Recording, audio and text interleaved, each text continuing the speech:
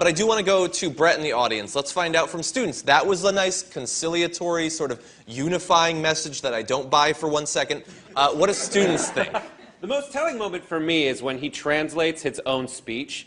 He's like, we got to bind the wounds of democracy. We got to come together. It's like, did you, just so you didn't understand? Anyways, let's have some students chime in. Yeah. You want to give us your feelings on the election. Have a stand up. What's your name? Where are you from? Vaughn, Los Angeles. Yeah, Let's baby. hear it for Vaughn from Los Angeles. You go to CSUN? Yeah. CSUN student, what year? Second. Second year, a sophomore. A wise fool, aren't we all? He's texting in the middle of the interview. It's great. I have my question. Snapping. Oh, so you have a question? Yeah. All right. My question for you is more, how do you feel about all the stuff that Trump said during the election, during the running for the election? And are you afraid of it? How do you feel about all the stuff that he said, and do you believe it? I actually want to touch upon. Oh, could I? No, Yeah, he wants the floor. I actually want to touch upon like the kind of immigration and that kind of sentiment on it. Gotcha. So, the rise in anti-immigrant sentiment, that's pretty much it's raised fear amongst our communities and things like that. It brings back memories and history. So, of other leaders, of other groups, people that have rose to power, and have done much worse, such as the Young Turks. So, which is very, awesome. very interesting. I'm sure it would be very entertaining, but we So do want to let's- focus on the I election. actually do want to quickly respond to that because I think it's an interesting concern. Have a seat. Have a seat. No, no, no, So it's he okay. brought up a question. And So Anna's gonna answer. we worked really hard on this episode and Mora Sosterra. All right. Okay. So we're going to take a quick break. We'll When take we a come quick back, break we'll have and more. come back. We'll have more questions from the audience, from actual students, after we come back from this. I don't know what he's.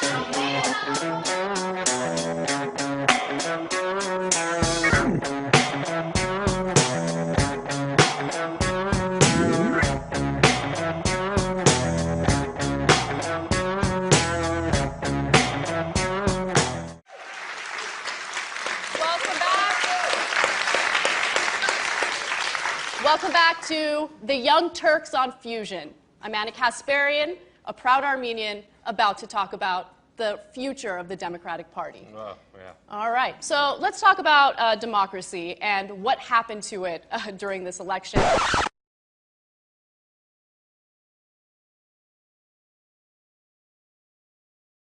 Without historical context, the furor we have just witnessed may be confusing the casual viewer.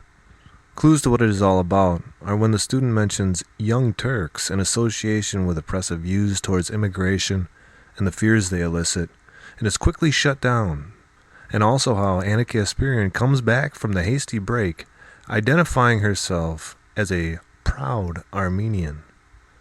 So here's a little historical context.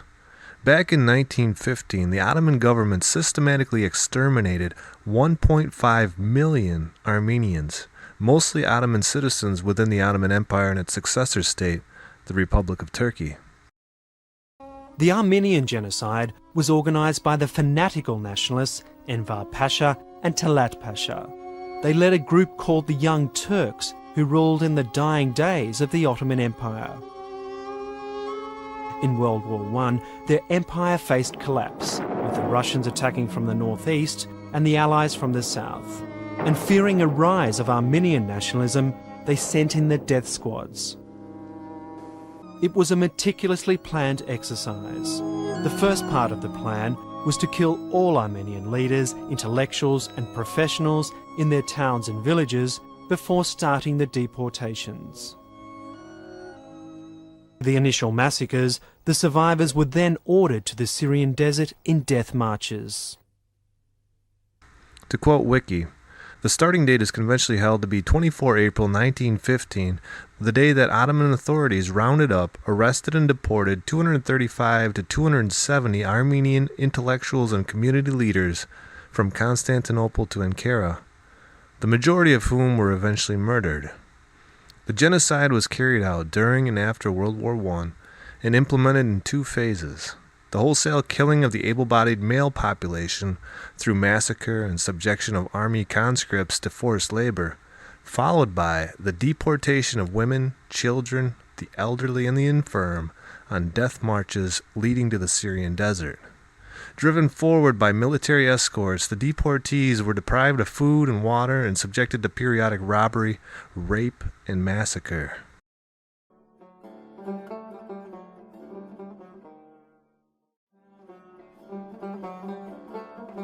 Dr. Sakir's terror on Armenian civilians escalated to new levels.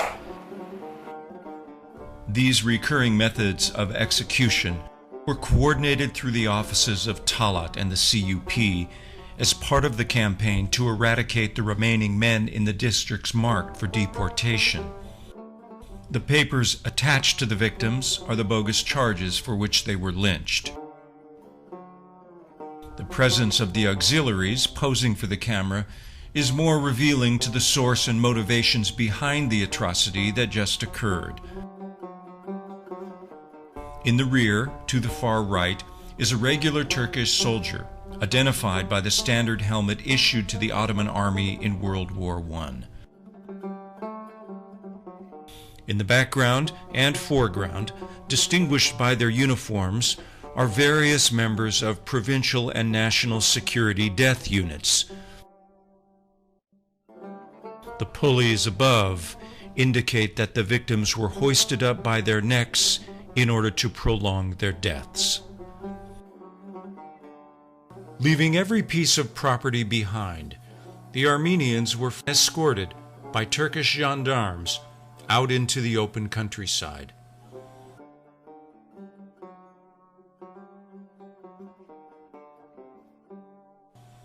Soon, they found themselves merging with other refugees walking from distant places. Rumors of unimaginable horrors were spreading amongst the multitudes.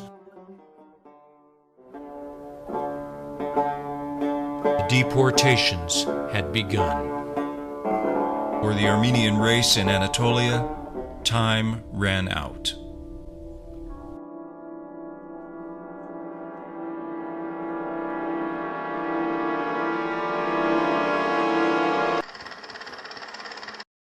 Other indigenous and Christian ethnic groups, such as the Assyrians and the Ottoman Greeks, were similarly targeted for extermination by the Ottoman government in the Assyrian Genocide and the Greek Genocide, and their treatment is considered by some historians to be part of the same genocidal policy. What is of direct relevance to the altercation we witnessed on the Fusion segment is the fact that it was the Young Turks that was responsible for carrying out the mass of the atrocities against the Armenians during the genocide. What most of the accounts gloss over is that while many of the Young Turks were nominally religious at best, what fueled the genocide was first and foremost religious intolerance against Christians by Muslims, rather than pure ethnic hatred. The fact that many young Armenian women were taken during the genocide by poor Turks as wives for their sons demonstrates this fact. For instance, it is inconceivable that poor German Nazis would have taken young Jewesses to bride for their sons. So, contrary to modern revisionism, it is clear that something other than pure ethnic hatred was at play, fueling the fires of the Turkish genocide of the Armenian people. There are numerous first-hand eyewitness accounts testifying to this, such as the following. During the siege of Van, the Venezuelan soldier of fortune Major Rafael de Nogales was chief of staff of the Turkish gendarmerie troops, but he asked to be relieved of his post. He wrote, "I was thoroughly disgusted and disheartened by the numerous and utterly unjustified massacres of the Christians committed, if not at the direct instance, at least through the complacence of the commander-in-chief of our expeditionary army, Khalil Bey. As he rode toward his new posting, his escort urged him to hurry if he was not to miss the action. As he neared the pretty white houses and minarets of Nert, he gasped. The ghastly slope was crowned by thousands of half-nude and still bleeding corpses lying in heaps or interlaced in death's final embrace. Fathers, brothers, sons, and grandsons lay there as they had fallen beneath the bullets and yataghans, that's farming implements, of the assassins. From more than one slashed throat the life gushed forth in mouthfuls of warm blood. Flocks of vultures were perched upon the mound, pecking at the eyes of the dead and dying, while the scavenger dogs struck sharp teeth into the entrails of beings still palpitating with the breath of life. In The Dark Side of Democracy, explaining ethnic cleansing by Michael Mann, it is related that, though few young Turks were very religious, they found the notion of jihad, declared by the government in November of 1914, a useful mobilizer. During World War I, the regime was encouraging pan-Islamism to stir up Muslims in areas ruled by Russia, Britain, and France, though without much success. They advocated deporting all Christians, Armenians, Greeks, Nestorians, Jacobites, and Maronites. Some policemen and villagers legitimated killing in terms of jihad. Where local massacres began in similar fashion to earlier pogroms, they mobilized mobs shouting Islamic slogans. Any of this sound familiar? But in Ras Ul Ain, an observer noted that it was the least religious Chechens who first took up the cry of jihad. For them, it was a ritual learned long ago, and also a cover for material looting. In 1915, the Ottoman Turks expelled the entire Christian Armenian population from their homelands in eastern Turkey. Then they forced them south in death marches to the Syrian desert. If they survived, Magaday was to be one of the final destinations. Here the Turks slaughtered thousands in the crudest of fashions. Groups were tied together and were burnt or clubbed to death. These hills are full of Armenian bones. Everywhere you look and scratch the surface, skull shards, finger bones, and parts of spinal cords appear. قال جابونا الاتراك جابوهم لعند هاي التله تبعوت المرقد الجبل ايوه وحصروهم بين هالجبل الاتراك وصاروا يطلقوا عليهم النار يقوسون فيهم يصفون 3 4 بيضربون طلقه واحده حتى ما يخسروا طلقات كثير عليهم يعني بيضربوا كمان النسوان في بعض النسوان بالسنقه الباروده عم يشقوا بطونهم كمان.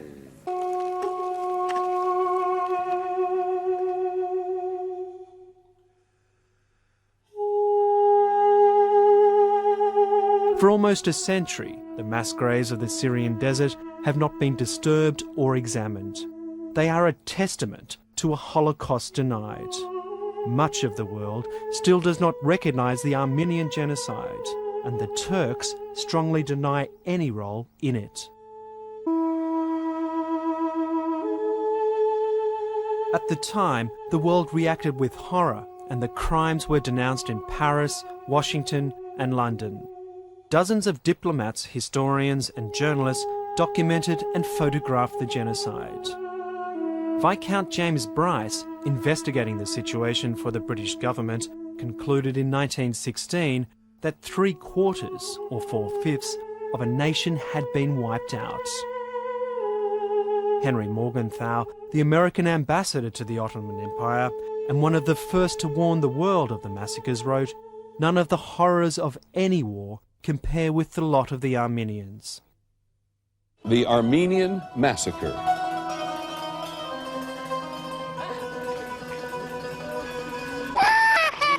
It is sometimes called the Armenian Holocaust, and one of its perpetrators, Talat Pasha, is known to Armenians as the Turkish Hitler.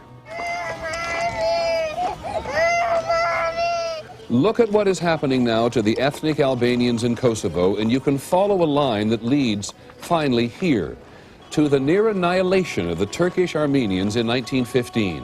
It was, quite simply, the first genocide of the 20th century. The Turkish ruling elite proceeded to destroy the Armenian population, 2 million people. And this was done by massacre. It was done by deportation. It was done by rape, plunder, murder of the most appalling kinds.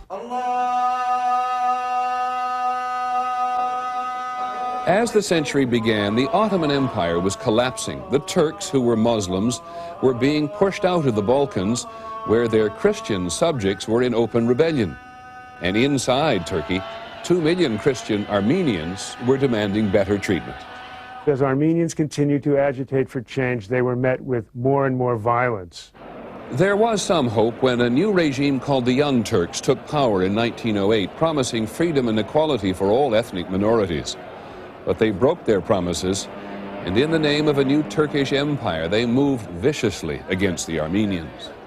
A little bit like Hitler's idea of an Aryan society, so that Turkey would be a place only possible for Turkish Muslim people. And the Armenians represented the biggest threat in the Turkish mind to this pan-Turkic ideal.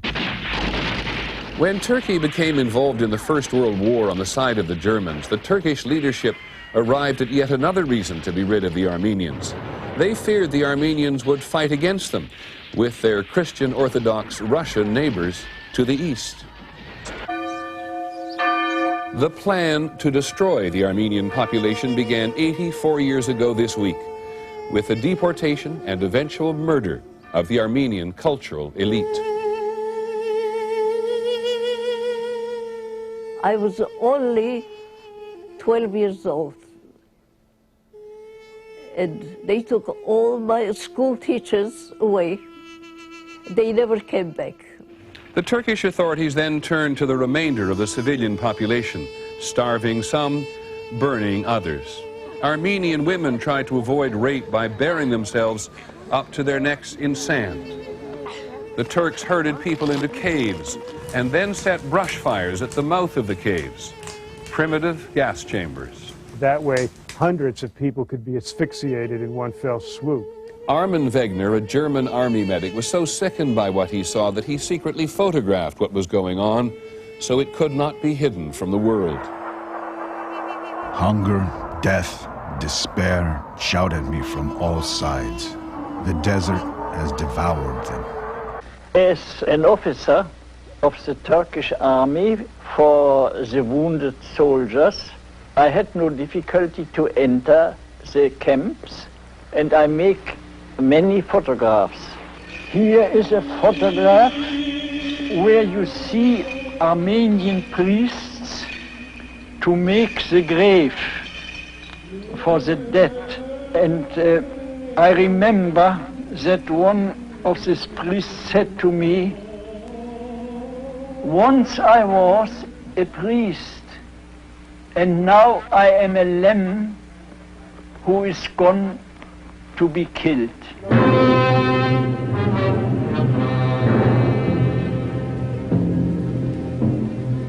Wegener's pictures were one of the reasons the victors of World War I gave Armenians a state of their own. The Turks deny genocide, and they deny it still. Now follow the line forward. In the 1930s, when the Nazis began their reign of terror, Wegener wrote to Hitler imploring him to leave the Jews alone. Already planning genocide of his own, Hitler declared, "Who remembers what happened to the Armenians now?" The Armenian genocide took place against the people in their own historic home. The world powers knew it was happening, yet allowed the massacres to run their course. Large portions of the Turkish people participated, yet today Turkey continues to deny that these acts took place. The cover-up of the facts continues. They showed us many dead bodies and threatened to kill us also if we spoke the Armenian language and remained Christians.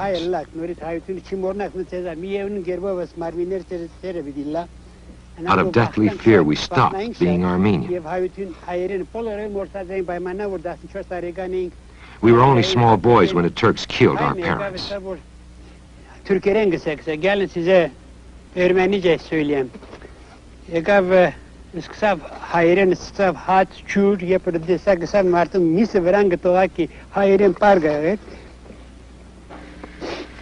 Mamas inzi devav, Arab inzi. Urushneri ammeri yeri hazar darav derzor çurun antin deht tirazen ammene gaz neden vuran ammene gvarengor yeri hazar dağay. Uras derzor ha ammene giden gorası ka atli derzor. Mek tel razen tel meç tirazen ammene gaz nederen ammene varerin yere kazarı. Ay jandarma mesela asbest. Javort şunu kınasını çek alırsın. When the soldiers finished shooting, nobody was left alive. The orders came for the massacre to begin on a certain date. For 3 days, the massacre was carried on.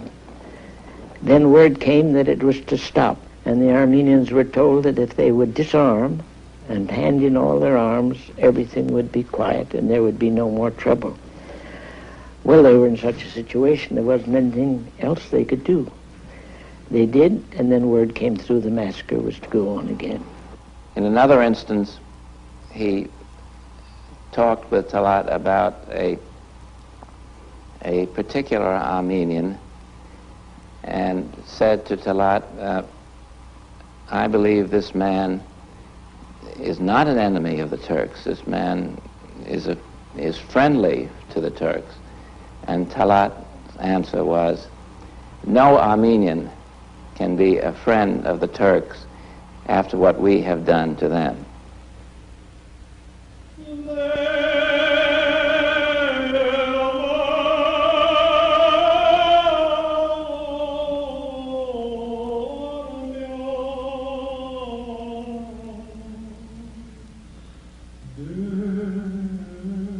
At night, when the wind was strong, you could just smell the corpse. At night, they were coming and searching and looking around to get beautiful girls, young girls, and all, to rape them, right before the mother's eyes. Our parents buried us into the sand, covered only my head out. The time that I escaped, and then I picked up the knife, and I hid it to the Turk that's coming near to me. I don't know if the Turks got died or not, but that's, I did it for my protection, you know. It came to grab me. And I'd see women and children and men lying beside the road, dying of thirst or hunger, and I could do nothing for them. The commissary of police wouldn't permit any help to be given to them.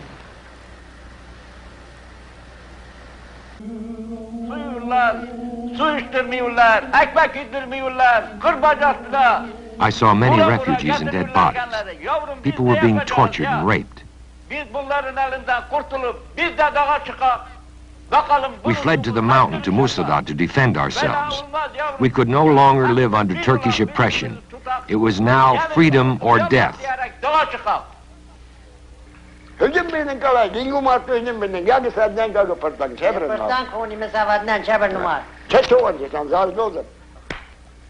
We fought them hard.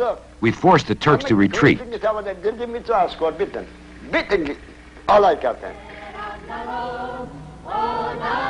This battle gave Franz Warfield the inspiration to write his famous novel, The 40 Days of Musadat. Stranded atop this mountain and against tremendous odds, these Armenians fought off the Turkish armies until rescued by French warships.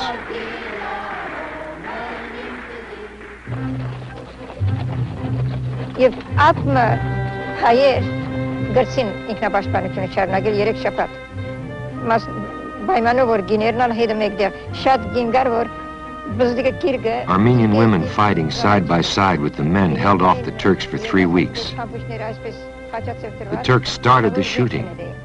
Only after we realized that the Turks were massacring the Armenians elsewhere did we decide to defend ourselves.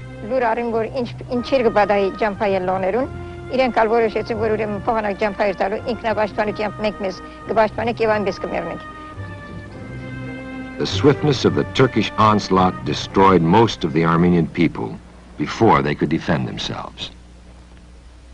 The difference after 1916 was that the historic lands of Armenia, the lands of Van, of Mush, of Sasun, of Erzurum, of Sepastia, of Kharpert, these lands were swept clean of a people that had lived there since the first millennia BC. In a few years, there will not be alive a single Armenian who was born on and who can remember the historic territories that his people inhabited for 3,000 years. And herein lies, I think, the crux of the Armenian question. what is to happen as the result of the expulsion and destruction of a people from its own historic territories. A people whose whole history was girded and built in this territory. As an Armenian who is 3 generations removed from the massacres, I don't think my strongest feelings are those of sorrow or pity. Certainly I feel sorrow and pity, but I think what I feel most strongly is anger and frustration. Anger at the realization that one group of people, one government, was able to carry out successfully the fate of not only 1.5 million people who were killed, but of countless others who have had to live under conditions not necessarily those of their own choosing. The numbers of Armenians were staggering too. I mean, what's the difference between 2 million and 6 million? Can you picture 2 million? And how do you picture 6 million? More attention was focused on that area. That's why I think it's more remembered. But then if you look at New York Times, everything, every day there was something about the Armenian massacres. Armenian girls sold into slavery, girls taken to harems, children killed, bludgeoned, you know, all sorts of things. The world was shocked at that too, but they forgot it easily. You know, who's to say if Germany after the war had, you know, not done anything, we wouldn't forget the Jews today. What we're saying about Hitler, you know, after he ordered death units to start working in Poland, he said, after all, who today remembers the Armenians, the extermination of the Armenians? The world believes in success only. And when you leave something like that unanswered, I think Hitler puts that question very clearly before us. I think for humanity's sake, we have an obligation to make the world remember and for justice to be done, not just for Armenians.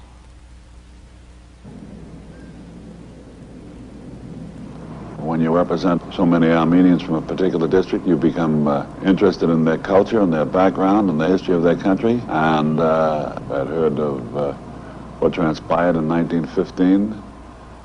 I spoke before an Armenian youth group last year, and during my remarks I said no genocide can be condoned by the United States. Turkish delegation of the UN has maintained that the paragraph would express undue bias. It makes reference to the 1915 Armenian massacre. And I argued that unjustifiably biased if it does not include the Armenian genocide. There's no such a thing as a balanced position on genocide. Now, I think it is extremely important to point out that in the case of the Turks, they have, since 1915, followed a deliberate policy to distort the historical facts. To begin with, they have denied that a genocide or a policy to exterminate the Armenian population of the Ottoman Empire was ever carried out. Despite the affirmation of the Armenian genocide by historians and governments around the world, the Turkish government still actively denies the Armenian genocide. Among a series of actions enacted to counter genocide recognition, the government even passed a law in 2004 which makes it a criminal offense to discuss the genocide. Most of the survivors have now passed.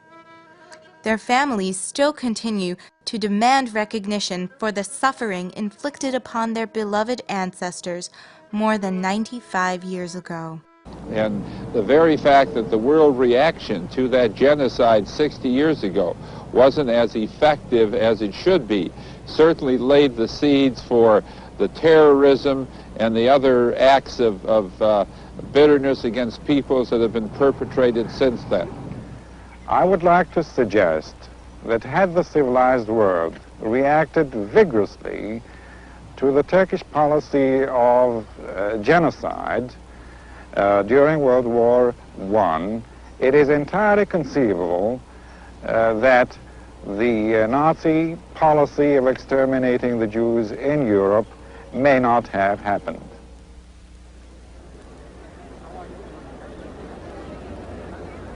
In many lands, the Armenians have erected monuments to remind the world of Turkish crimes against humanity.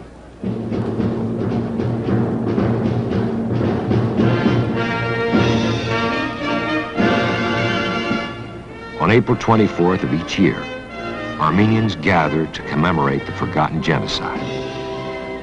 Throughout the years, the Turks have made no attempts to rectify injustice. Future Turkish governments must consider the Armenian claims, moral, legal, and territorial. Crimes against humanity have no statute of limitations. As you can see, there is a sort of sick irony that can, at best, be attributed to deep historical ignorance and insensitivity. And seeing a talking head on a show called The Young Turks call herself a proud Armenian.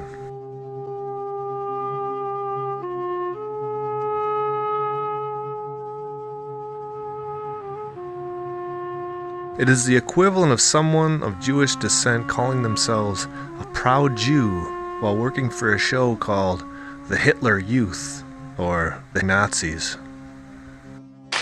Welcome back to The Young Turks on Fusion. I'm Anna Kasparian, a proud Armenian.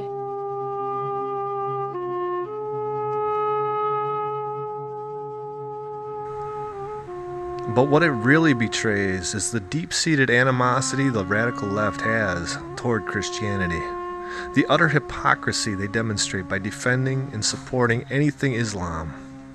No matter how oppressive and heinous it might be, it is their ally as common foes against what they see as the real evil of Christianity, which they misconstrue and misportray at every turn. An animosity so deep it even causes those infected with it, who have descended from the victims of genocide, to rep the very name of those who put their ancestors to death. I'm sure there's a psychological study in there somewhere, but I see it as proof etched in stone of everything we have been told in Scripture by Jesus Christ.